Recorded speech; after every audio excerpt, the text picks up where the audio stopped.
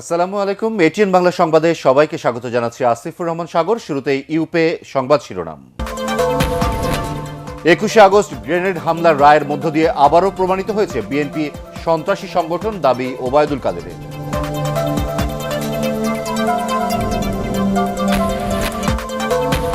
বিএনপির নেতৃত্ব থেকে তারেক রহমানের সরে যাওয়ার প্রশ্নই ওঠে না, বললেন মির্জা ফখরুল। জাতীয় ঐক্য প্রক্রিয়ার আন্দোলনের দাবি ও লক্ষ্য চূড়ান্ত।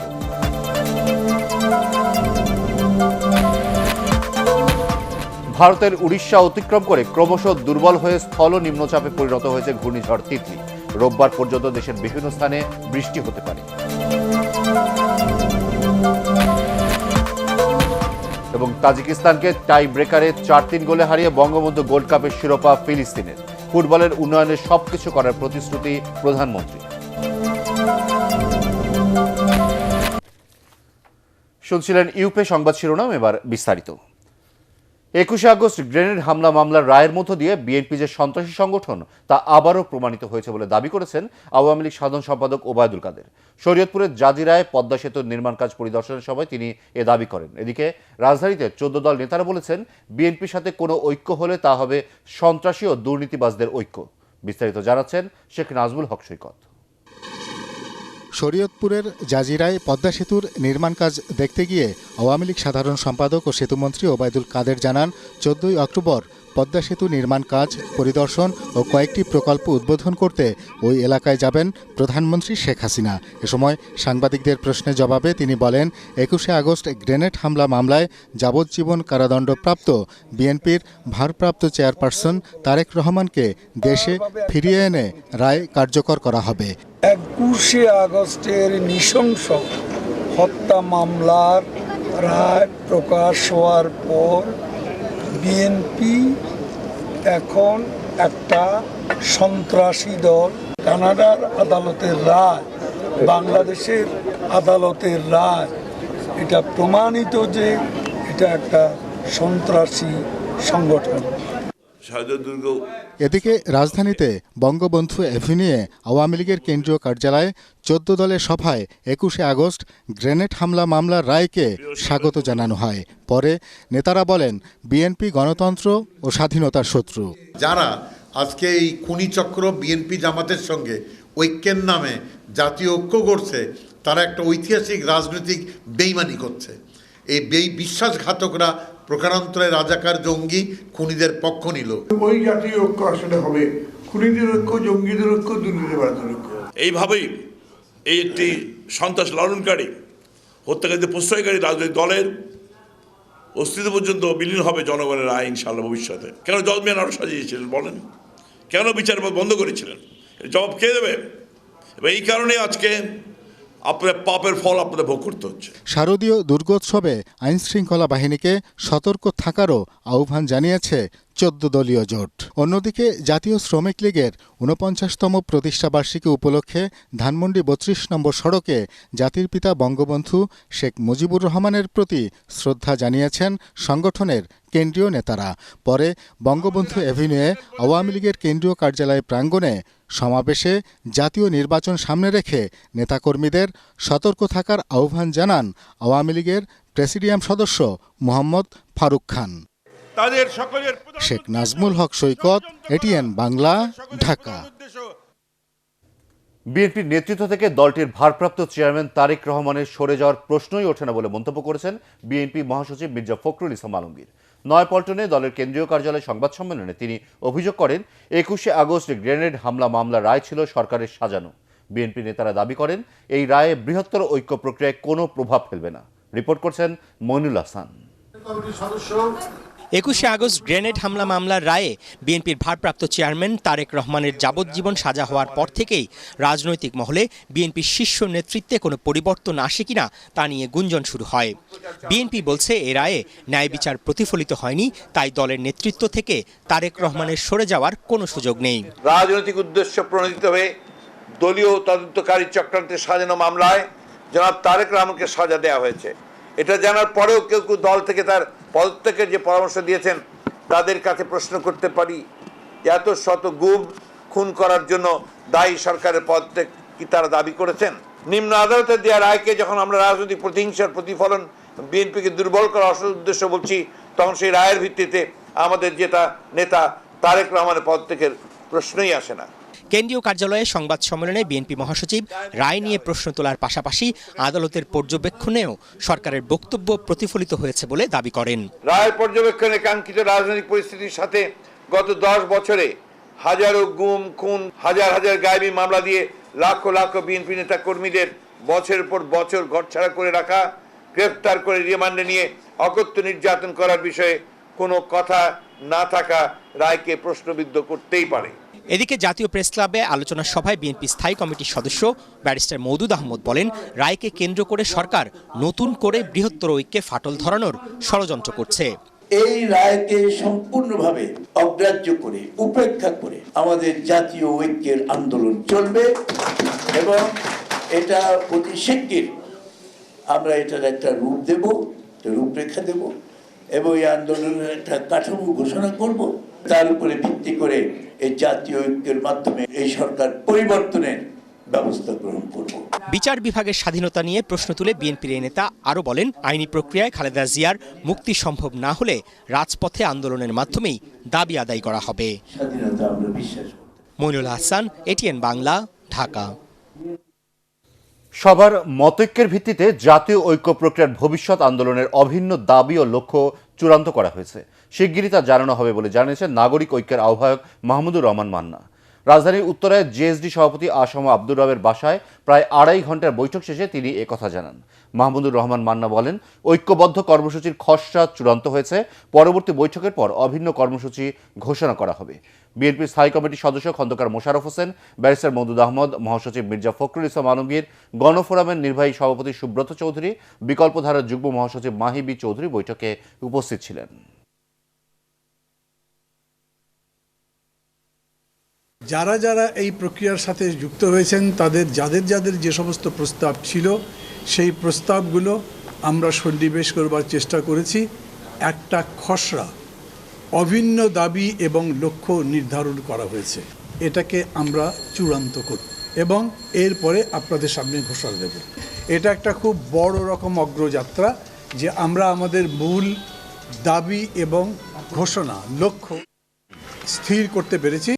বাজারে হঠাৎ করেই বেড়েছে ডিমের দাম। মাত্র 1 সপ্তাহের ব্যবধানে ডিমের দাম বেড়েছে ডজনে 12 টাকা। ব্যবসায়ীরা বলছেন, উৎপাদন কমে যাওয়ায় বাজারের ডিমের সংকট থেকে এই দাম বৃদ্ধি। তাদের আশঙ্কা এই অবস্থা চলতে পারে আরও অন্তত 2 মাস। বিস্তারিত আদ্দিন সজীবের রিপোর্টে। ডিম ছোট থেকে বড় সব বয়সী মানুষের জন্য অতি প্রয়োজনীয় উপাদান।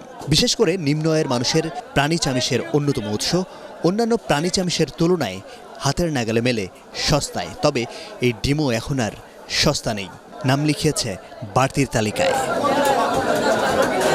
ফার্মের মুরগির ডিমের দাম বাজারে এখন প্রতি ডজন 105 থেকে 110 টাকা, অথচ 1 সপ্তাহ আগেও যা ছিল 100 টাকার নিচে।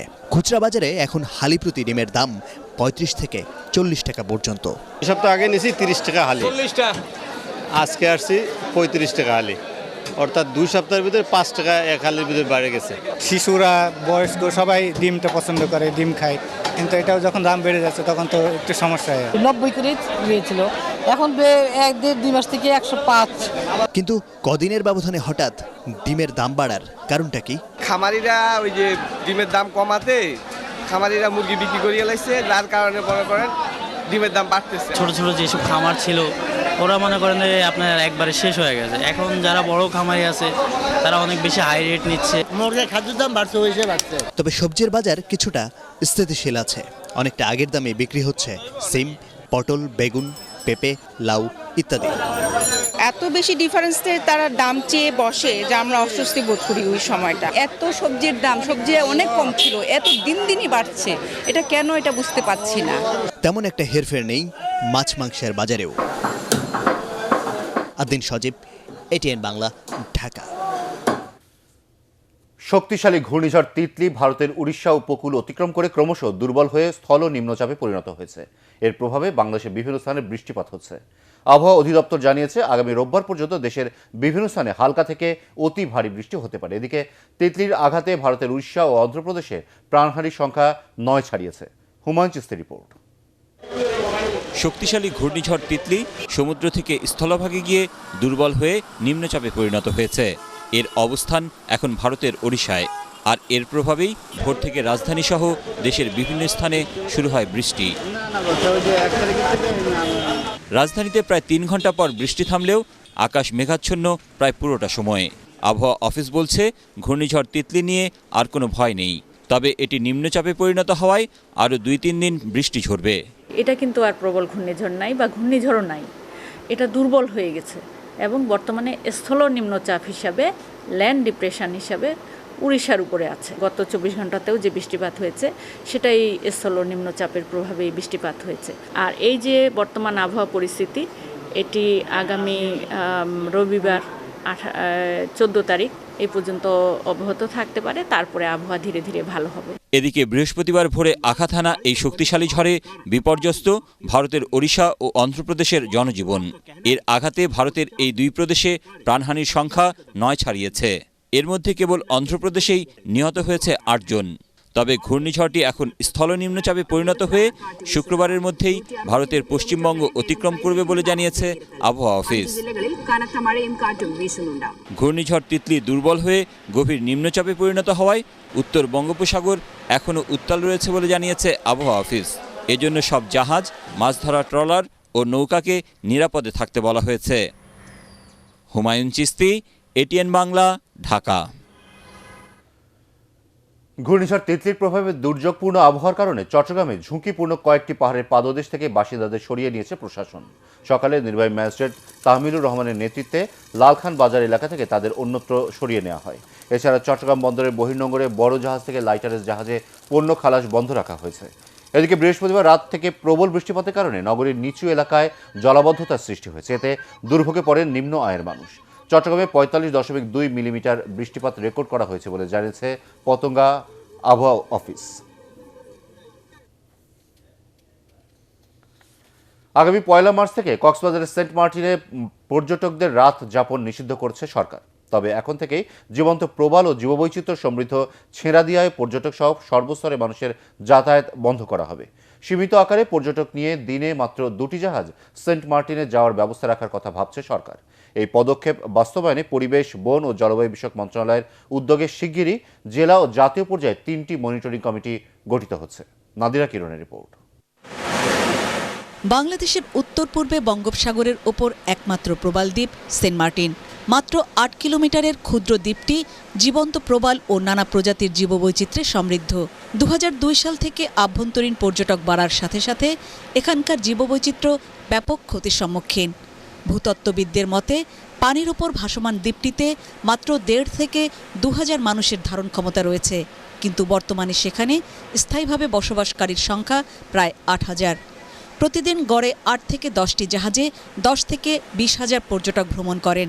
তাদের রাত্রিযাপনে হোটেল মোটেল সহ প্রায় 71টি স্থাপনা গড়ে ওঠায় দ্বীপটির অস্তিত্ব হুমকির মুখে। এ নিয়ে পরিবেশ ও ভূতত্ত্ববিদরা বহু আগে থেকেই সতর্ক করে আসছে। অবশেষে টনক নড়েছে প্রশাসনের। আগামী 1 মার্চ থেকে দিনের বেলায় ট্যুরিজম থাকবে, রাতে কোনো সেখানে অবস্থান করা যাবে না। প্রতিদিন সর্বোচ্চ 2টা জাহাজ যাবে, আর 500 জনের বেশি পর্যটক যাবে না। সেন্ট মার্টিনে গিয়ে সেখানে আমরা স্পিড বোট, কান্ট্রি বোট এগুলো করে আমরা কিন্তু ছেড়া দিয়ে চলে যাই। ওখানে কিছু লোক আছে যারা কিন্তু ওখানে কিন্তু ডুবে ডুবে এইসব যে কোরাল এগুলো উঠায় ওখানে বিক্রি টিক্রি করে। আলটিমেটলি ছেড়া দিয়ে যে আইল্যান্ড, সেটার এনভায়রনমেন্টটাও একবারে ড্যামেজড কন্ডিশনের দিকে নিয়ে যাওয়া হয়েছে। আমরা আর কোনো যান্ত্রিক নৌযান সেখানে দেখতে চাচ্ছি না। এখন থেকে আর কেউ ছেড়া দিয়ে দ্বীপে যাবেন না, আর কোনো নতুন করে রাস্তাঘাট হবে না। সরকারের এ পদক্ষেপকে সাধুবাদ জানিয়েছেন পর্যটন সংশ্লিষ্টরাও। তবে পর্যটনের স্বার্থে কিছু সুপারিশও করেছেন তারা। অনুরোধ করব, গত 20-25 বছর ধরে ওখানে যারা স্থাপনাটা করেছেন সরকার যাতে তাদেরকে আর্থিকভাবে সহায়তা করেন। 500 আমার ট্যুরিস্ট, গভর্নমেন্টের যদি একটা রেস্ট্রিকশন দেয় 6 মাসের ভিতরে একবারই যেতে পারবে, 6 মান্থের পরে এরা আবার আসবে, কিন্তু এটা অবশ্যই অটোমেশনের মাধ্যমে আসতে হবে এবং প্রায়োরিটি রাখতে হবে ফর ফরেন ট্যুরিস্ট। গাইডের একটা রেজিস্ট্রেশন, প্রপার ট্রেনিং দিয়ে দেওয়া উচিত। প্রবাল দ্বীপটি রক্ষায় এসব পরামর্শ গুরুত্ব দিয়ে 3 মেয়াদী কর্মপরিকল্পনা সহ তা বাস্তবায়নে মনিটরিং কমিটি গঠনের কথাও জানিয়েছেন কর্তৃপক্ষ।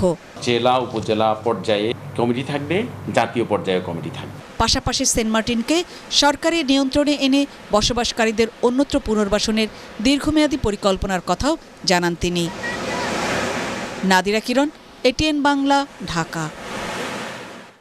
বাংলাদেশের নদী ও নদী পাড়ের মানুষের ভালোবাসা ভ্রমণ পিপাসুদের মন জয় করতে বাধ্য বলে মন্তব্য করেছেন রাশিয়ার 4 তরুণ ব্লগার। রূপপুর পারমাণবিক কেন্দ্রের নির্মাতা প্রতিষ্ঠান অ্যাটম স্ট্রয় এক্সপোর্টের আয়োজনে বাংলাদেশ ভ্রমণ শেষে এটিএন বাংলার সাথে অভিজ্ঞতা বিনিময় করেন তারা। এই দলে ছিলেন রাশিয়ার জনপ্রিয় ফ্যাশন ম্যাগাজিন সম্পাদক, ফ্যাশন ডিজাইনার এবং পেশাদার ভিডিওগ্রাফার। ফজলে রাব্বি রিপোর্ট।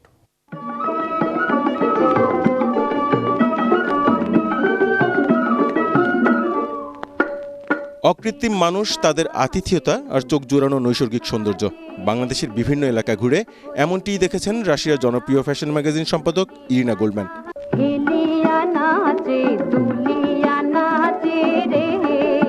পোষা কুকুর স্পেসকে নিয়ে 40টিরও বেশি দেশ ঘুরে দেখা ইরিনা বললেন, বাংলাদেশকে ভালোবেসে ফেলেছেন তিনি। বললেন, সুন্দরবনের টানেই বারবার এদেশে আসতে মন চাইবে তার। এক অপূর্ব অভিজ্ঞতা।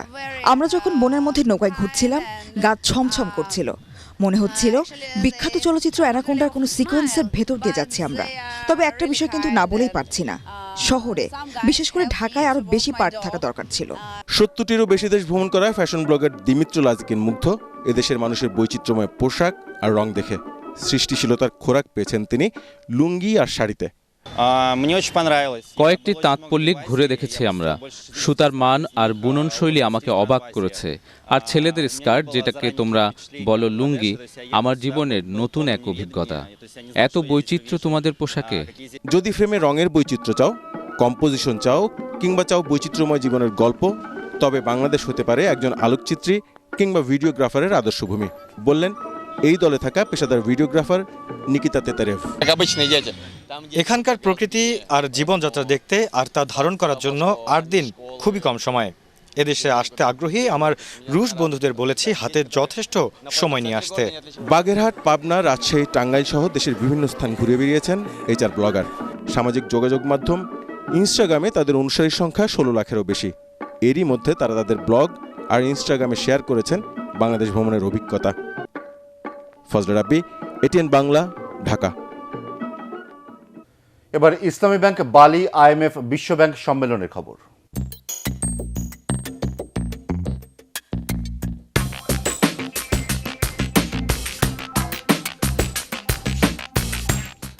বৈশ্বিক ও আঞ্চলিক অর্থনীতির উন্নয়নে সহযোগিতার ভিত্তিতে কাজ করার জন্য বিশ্ব নেতাদের প্রতি আহ্বান জানিয়েছেন ইন্দোনেশিয়ার প্রেসিডেন্ট জোকো উইদোদো।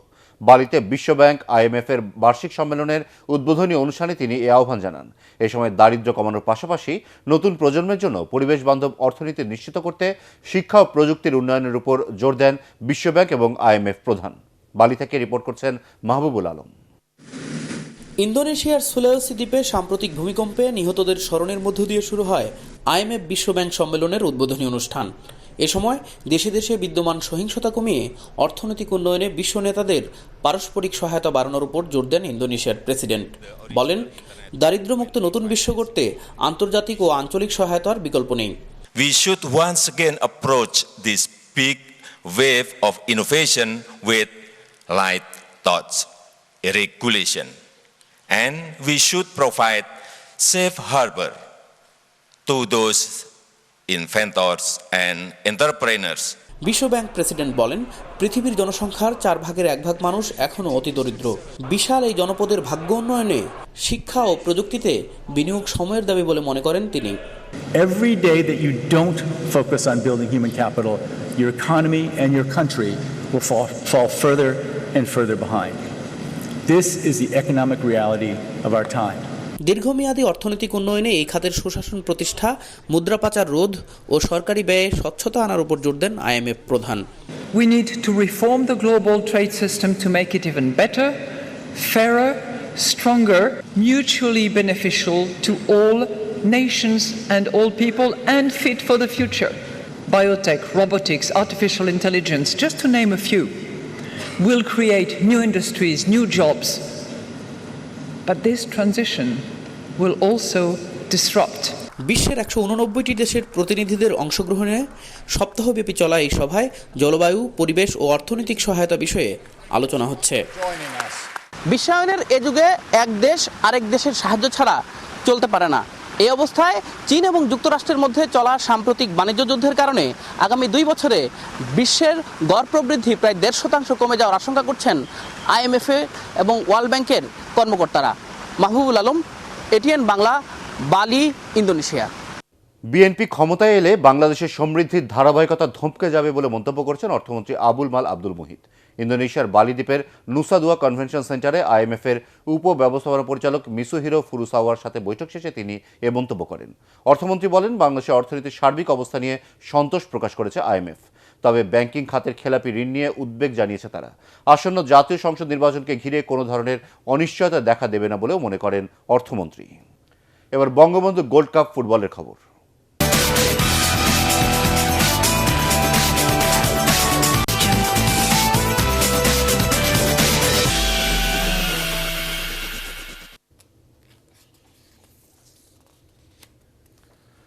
তাজিকিস্তানকে টাই ব্রেকারে 4-3 গোলে হারিয়ে বঙ্গবন্ধু গোল্ড কাপ ফুটবলের শিরোপা জিতেছে ফিলিস্তিন।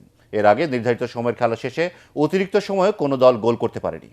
পেনাল্টি শুট আউটে গোলরক্ষক রামি হামাদা 2টি শট রুখে দিয়ে ফিলিস্তিনকে প্রথমবারের মতো প্রতিযোগিতার চ্যাম্পিয়ন হওয়ার আনন্দে ভাসান। আসরের উদীয়মান ফুটবলার হয়েছেন বাংলাদেশের বিপ্লু আহমেদ। বিজয়ীদের হাতে ট্রফি তুলে দেন প্রধানমন্ত্রী শেখ হাসিনা। রিপোর্ট করছেন SM আশরাফ। টাইব্রেকার নামের ভাগ্য পরীক্ষায় ফিলিস্তিনিদের ত্রাতা হিসেবে আবির্ভূত হন গোলরক্ষক রামি হামাদা। তাবরেজের 5ম শট রুখে দিয়েই তিনি ভো দৌড় দেন সতীর্থদের দিকে, আর এর মধ্য দিয়ে যুদ্ধ বিধ্বস্ত দেশটির মানুষ পেল এক উৎসবের উপলক্ষ। র্যাঙ্কিংয়ের 100 আর 120-এর পার্থক্যটা বঙ্গবন্ধু জাতীয় স্টেডিয়ামে ফিলিস্তিন মাঠের খেলাতেই ফুটিয়ে তোলে। প্রথমার্ধের 30 মিনিটে অন্তত 3টি সহজ সুযোগ পেয়েও তারা গোল আদায় করতে পারেনি, কখনো তাজিকিস্তানের গোলরক্ষক রুস্তম, কখনো বা পোস্টের বাধায়। প্রতিপক্ষের আক্রমণের চাপে থাকা তাজিকরা শক্তিতে আরও পিছিয়ে পড়ে। 36 মিনিটে অধিনায়ক ফাতকুল্লু লাল কার্ড দেখলে 10 জনের দলে পরিণত হয়ে বাকি সময় তাজিকিস্তান নিজেদের গোলবার সামলাতেই মনোযোগী হয়ে পড়ে। উদ্দেশ্যটা পরিষ্কার, খেলা টাই ব্রেকারে নিয়ে যাওয়া, আর তাই অতিরিক্ত সময়েও গোল শূন্য ছিল ম্যাচ। টাইব্রেকারের প্রথম 3 শটেই গোল আদায় করে নেয় দুদল, তবে চতুর্থ আর 5ম শট রুখে দিয়ে ম্যাচের নায়ক রামি হামাদা টেকিয়ে দিয়েছেন কমরানের নেওয়া শট। প্রধানমন্ত্রী শেখ হাসিনার হাত থেকে ফিলিস্তিনিরা বুঝে নেয় তাদের ফুটবল ইতিহাসের 3য় শিরোপা। SM Ashraf, ATN Bangla, Dhaka. ফুটবলের উন্নয়নে সব ধরনের উদ্যোগ নেওয়া হবে বলে জানিয়েছেন প্রধানমন্ত্রী শেখ হাসিনা। বঙ্গবন্ধু জাতীয় স্টেডিয়ামে বঙ্গবন্ধু গোল্ড কাপ ফুটবলের পুরস্কার বিতরণী অনুষ্ঠানে একথা জানান তিনি। তাঁর পরিবারের সব সদস্য ফুটবলের ভক্ত জানিয়ে প্রধানমন্ত্রী বলেন, মেয়েদের মতো ছেলেরাও একসময় ফুটবলের সাফল্য অর্জন করবে।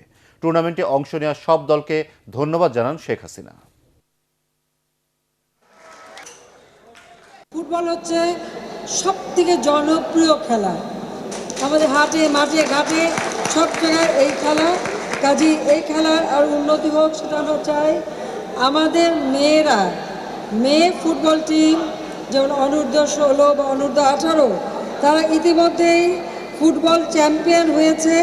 সাব আন্ডার 18 এই টিমে তারা চ্যাম্পিয়ন হয়ে এসেছে। কাজে আমি আশা করি আমাদের ছেলেরা পিছিয়ে থাকবে না, ছেলেরা ভবিষ্যতে আরও ভালো করবে, এগিয়ে যাবে, সেটাই আমি আশা করি। এই খেলাটাকে আরও উন্নত মানের করতে এবং ট্রেনিং দিতে যা যা করণীয় সেটা আমরা করব।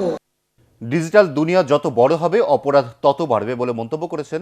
ডিজিটাল নিরাপত্তা আইনের প্রয়োজনীয়তা ছিল বলে মন্তব্য করেছেন ডাক, টেলিযোগাযোগ ও তথ্য প্রযুক্তি মন্ত্রী মোস্তফা জব্বার। গাজীপুরে একটি মোবাইল ফোন কোম্পানির কারখানার উদ্বোধনী অনুষ্ঠানে তিনি এ মন্তব্য করেন। গাজীপুর সিটি কর্পোরেশনের মেয়র জাহাঙ্গীর আলম, বিটিআরসির ভারপ্রাপ্ত চেয়ারম্যান জহিরুল হক এ সময় উপস্থিত ছিলেন। মোস্তফা জব্বার বলেন, ডিজিটাল নিরাপত্তা আইন হওয়ার পর না বুঝেই অনেকে সরকারের সমালোচনা করেছেন, কিন্তু ফেসবুকে ভুয়া আইডি থাকায় বিএনপি মহাসচিব মির্জা ফখরুল ইসলাম আলমগীর সাধারণ ডায়েরি করতে বাধ্য হয়েছেন। ডিজিটাল নিরাপত্তা আইন যখন করলাম তখন আমাদের তোলা ধোনা হইল। আজকে মির্জা ফখরুল ইসলাম আলমগীর গিয়া জিডি এন্ট্রি করে আসছেন ওনার ফেসবুক আইডির জন্য। এতদিনে টের পাচ্ছেন যে এই আইনটার কি জরুরি দরকার ছিল। আমি নিশ্চিতভাবে এটা বলি, আমাদের ডিজিটাল দুনিয়া যত সম্প্রসারিত হবে অপরাধের মাত্রা তত বাড়বে এবং তত বেশি প্রয়োজন অনুভব করবেন ডিজিটাল নিরাপত্তা আইনের। যথাযথ নিয়ম করে প্রতিবন্ধীদের জন্য কোটা রাখার পাশাপাশি তাদের সুষ্ঠু কর্মপরিবেশ নিশ্চিত করতে সরকারের প্রতি আহ্বান জানিয়েছেন সাবেক তত্ত্বাবধায়ক সরকারের উপদেষ্টা ডক্টর আকবর আলী খান। ব্র্যাক সেন্টারে নাগরিক প্ল্যাটফর্ম ও ডিবেট ফর ডেমোক্রেসি আয়োজিত প্রতিবন্ধীদের কোটা সংরক্ষণ নিয়ে ছায়া সংসদে তিনি এই আহ্বান জানান। বিস্তারিত জানাচ্ছেন শফিকুল ইসলাম শামীম। কোটা সংরক্ষণের দাবিতে মুক্তিযোদ্ধা পরিবার, ক্ষুদ্র নৃগোষ্ঠী ও প্রতিবন্ধী শিক্ষার্থীদের আন্দোলনের প্রেক্ষাপটে রাজধানীর ব্র্যাক সেন্টারে প্রতিবন্ধীদের কোটা সংরক্ষণ নিয়ে এ ছায়া সংসদের আয়োজন করা হয়। অনুষ্ঠানে প্রধান অতিথির বক্তব্যে ডক্টর আকবর আলী খান বলেন, প্রতিবন্ধীদের জন্য শুধু নীতিমালা করলেই হবে না, তাদের জন্য পর্যাপ্ত অর্থ বরাদ্দ রাখতে হবে। আর প্রতিবন্ধীদের মূল স্রোতধারায় ফিরিয়ে আনতে মানসিক দৃষ্টিভঙ্গির পরিবর্তন দরকার বলেও মনে করেন তিনি। শুধু তো সরকারি চাকরি না, জীবনের সর্বক্ষেত্রে এদেরকে প্রতিষ্ঠা করার ব্যবস্থা নিতে হবে এবং সেই জন্য শুধু কোটা দিয়ে হবে না, ডাইভার্সিটি পলিসি গ্রহণ করা উচিত।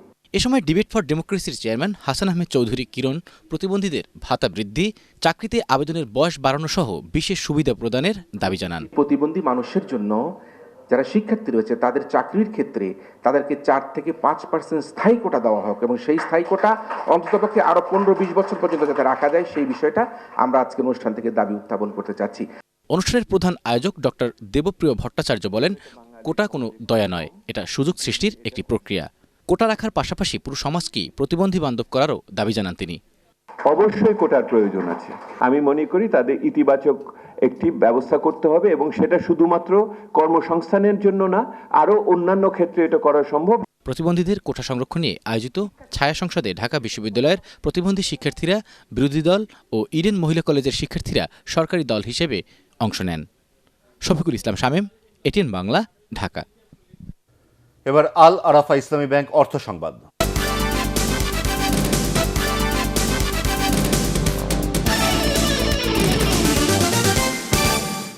বর্ণাঢ্য আয়োজনের মধ্য দিয়ে উদযাপন করা হলো জেসিআই ঢাকা ইস্টের 20তম প্রতিষ্ঠাবার্ষিকী। এই উপলক্ষে রাজধানী গুলশান ক্লাবে আয়োজিত অনুষ্ঠানের শুরুতেই জেসিআই ঢাকা ইস্টে জেনারেল অ্যাসেম্বলি অনুষ্ঠিত হয়। এতে আসিফ মুস্তাফা আকরামকে 2018-19 সালের জন্য সভাপতি নির্বাচিত করা হয়। অনুষ্ঠানে 2018 সালের হিস্ট্রি বুকের মোড়ক উন্মোচন করা হয়। জেসিআই ঢাকা ইস্টের প্রতিষ্ঠাতা সভাপতি ওয়াকারে চৌধুরী, বিদায়ী সভাপতি মাহমুদুন নবী, জেসিআই বাংলাদেশের সভাপতি ফাইয়াজ আতিকুল ইসলাম এই সময় অন্যান্যের মধ্যে উপস্থিত ছিলেন। ঢাকা 14 আসনের সংসদ সদস্য আসলামুল হককে নাগরিক সংবর্ধনা দেবে স্থানীয় নাগরিক ও পেশাজীবী সমন্বয় পরিষদ। এই উপলক্ষে রাজধানী মিরপুরে গোলারটেক মাঠ পরিদর্শন করেছেন সংগঠনের নেতারা। নিজ এলাকায় সমাজ গঠন ও শিক্ষার বিকাশে বিশেষ ভূমিকা রাখায় আসলামুল হককে এই সংবর্ধনা দেওয়া হবে। অনুষ্ঠানে সমাজসেবক মোহাম্মদ হোসেন খান সভাপতিত্ব করবেন।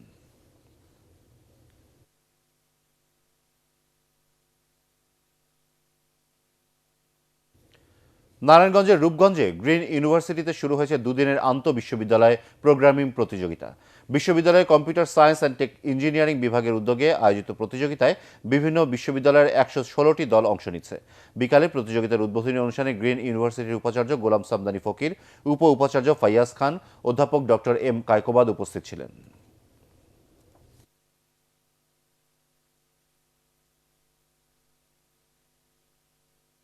প্রধানমন্ত্রী শেখ হাসিনার 71তম জন্মবার্ষিকী উপলক্ষে তাঁর 71টি প্রতিকৃতি ও জামালপুরের ঐতিহ্যবাহী সূচি শিল্পকর্ম প্রদর্শনীর আয়োজন করেছে হাস্যমনির পাঠশালা নামের একটি সংগঠন।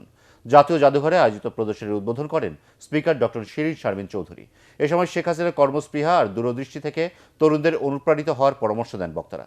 মালিহা ওয়াদুজ্জামানের রিপোর্ট।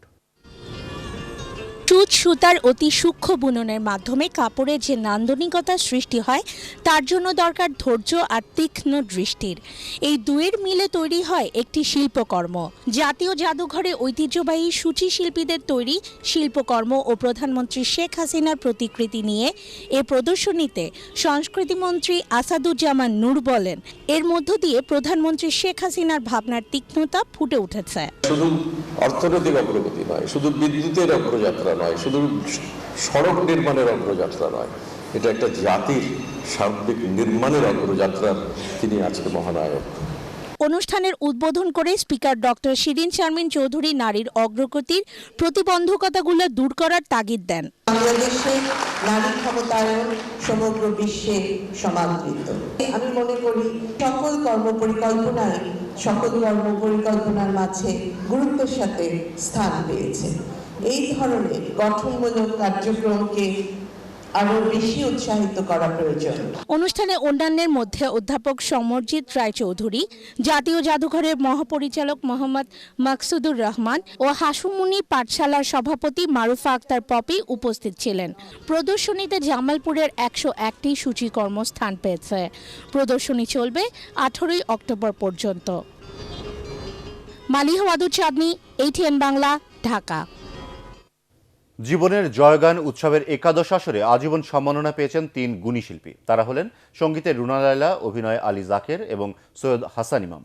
রাজধানীর বসুন্ধরা ইন্টারন্যাশনাল কনভেনশন সিটিতে দ্য ডেইলি স্টার এবং স্ট্যান্ডার্ড চার্টার্ড ব্যাংক এই উৎসবের আয়োজন করে। সংস্কৃতিমন্ত্রী আসাদুজ্জামান নূর, ডেইলি স্টার সম্পাদক মাহফুজ আনাম, স্ট্যান্ডার্ড চার্টার্ড ব্যাংকের প্রধান নির্বাহী কর্মকর্তা নাসির এজাজ বিজয় এ সময় উপস্থিত ছিলেন। পরে ছিল মনোজ্ঞ সাংস্কৃতিক আয়োজন।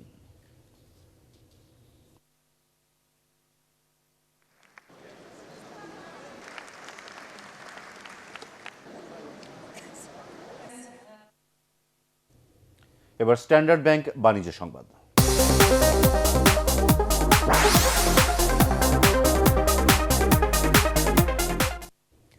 বাংলাদেশে আনুষ্ঠানিকভাবে যাত্রা শুরু করেছে ব্রিটেনের বিশ্বখ্যাত পরিবেশ সচেতন প্রসাধনী ব্র্যান্ড দ্য বডি শপ। বিকালে রাজধানীর যমুনা ফিউচার পার্কে উদ্বোধন করা হয়েছে দ্য বডি শপের প্রথম স্টোর। দ্য বডি শপের এশিয়া প্যাসিফিক ফ্র্যাঞ্চাইজের মহাব্যবস্থাপক Annie Chan, account general manager Russell ডে চেরার নাটনি, বডি শপের বাংলাদেশের পরিচালক স্মৃতি মালহোত্রা এ সময় উপস্থিত ছিলেন। বাংলাদেশের দ্য বডি শপের exclusive partner Quest holdings private limited.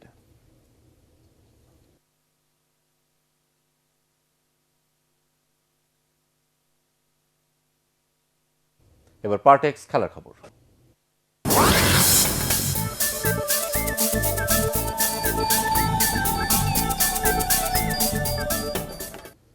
আন্তর্জাতিক প্রীতি ফুটবল ম্যাচে আর্জেন্টিনা ও স্পেন বড় জয় পেলেও ড্র করেছে বিশ্ব চ্যাম্পিয়ন ফ্রান্স। ইরাককে 4-0 গোলে হারিয়েছে লিওনেল মেসিবিহীন আর্জেন্টিনা। প্যাকো আলকাসারের জোড়া গোলে ওয়েলসের বিপক্ষে 4-1 ব্যবধানে জয় পায় স্পেন। আর পূর্ণ শক্তির দল নিয়েও আইসল্যান্ডের বিপক্ষে কোনো রকমে ড্র করেছে বিশ্বসেরা ফ্রান্স। আরও জানাচ্ছেন তৌসিয়া ইসলাম। সৌদি আরবের রিয়াদে প্রিন্স ফয়সাল বিন ফাহাদ স্টেডিয়ামে ইরাকের মুখোমুখি লিওনেল মেসিবিহীন আর্জেন্টিনা। একতরফা ম্যাচের ইঙ্গিত দিয়ে শুরুতেই নিয়ন্ত্রণ ল্যাটিনদের কাছে। 18 মিনিটেই এগিয়েও যায় তারা। লরেটো মার্টিনেজ এগিয়ে দেন আর্জেন্টিনাকে। 53 মিনিটে ব্যবধান দ্বিগুণ করেন রবার্টো পেরেরা। ম্যাচের শেষ 10 মিনিটে আরও 2 গোল এসেছে জার্মান পেজিয়া ও ফ্র্যাঙ্ক কার্ভির পা থেকে। ম্যাচে এই 4 তরুণেই করেছেন নিজেদের প্রথম আন্তর্জাতিক গোল। তাতে মেসি পরবর্তী যুগেরও ঘোষণা করে রাখল 2 বারের বিশ্বসেরারা। দিনের অন্য ম্যাচে প্যাকো আলকাসারের জোড়া গোলে ওয়েলসের বিপক্ষে বড় জয় পেয়েছে স্পেন। আলকাসার ম্যাচের 8 মিনিটেই এগিয়ে দেন স্প্যানিশদের। তার আর র্যামোসের কল্যাণে প্রথমার্ধেই 3 গোলের লিড নিয়ে জয় প্রায় নিশ্চিত করে স্পেন। 74 মিনিটে মার্ক বার্ত্রা আরও 1 গোল করে লুইস এনরিকের দলের বড় জয় নিশ্চিত করেন। তবে সবচেয়ে নাটকীয় ম্যাচটি ছিল আইসল্যান্ড ও বিশ্ব চ্যাম্পিয়ন ফ্রান্সের মধ্যে। ম্যাচের আধ ঘন্টা না যেতেই ইয়ারনাসনের গোলে এগিয়ে যায় আইসল্যান্ড। 58 মিনিটে ক্যারি আর্নাসন ব্যবধান দ্বিগুণ করে বড় অঘটনের স্বপ্ন দেখান আইসল্যান্ডকে। কিন্তু 86 মিনিটে 2 গোলে পিছিয়ে পড়া ফরাসিদের ম্যাচে ফিরিয়েছে সেই আইসল্যান্ডই ইয়োলফসনের ওন গোলে। নির্ধারিত সময়ের শেষ মিনিটে এমবাপ্পের পেনাল্টি গোলে কোনো রকমে মান বাঁচে দিদিয়ার দেশামের দলের। তৌসিয়া ইসলাম, ATN বাংলা। শেষ করার আগে ইউপে সংবাদ শিরোনাম আরও একবার। 21শে আগস্ট গ্রেনেড হামলার রায়ের মধ্য দিয়ে আবারও প্রমাণিত হয়েছে বিএনপি সন্ত্রাসী সংগঠন, দাবি ওবায়দুল কাদেরের।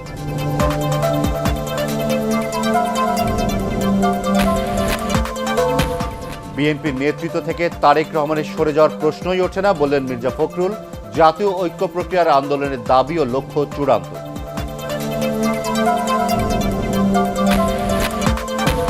ভারতের উড়িষ্যা অতিক্রম করে ক্রমশ দুর্বল হয়ে স্থল নিম্নচাপে পরিণত হয়েছে ঘূর্ণিঝড় তিতলি।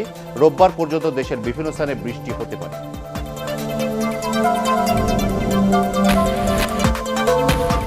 এবং তাজিকিস্তানকে টাই ব্রেকারে 4-3 গোলে হারিয়ে বঙ্গবন্ধু গোল্ড কাপের শিরোপা ফিলিস্তিনের। ফুটবলের উন্নয়নে সবকিছু করার প্রতিশ্রুতি প্রধানমন্ত্রী। পরবর্তী সংবাদ দেখার আমন্ত্রণ জানিয়ে এখনকার মতো শেষ করছি। এটিএন বাংলা সংবাদ ইউটিউবে দেখতে ব্রাউজ করুন www.youtube.com/18tubenews। সাবস্ক্রাইব করে থাকুন এটিএন বাংলার সাথে।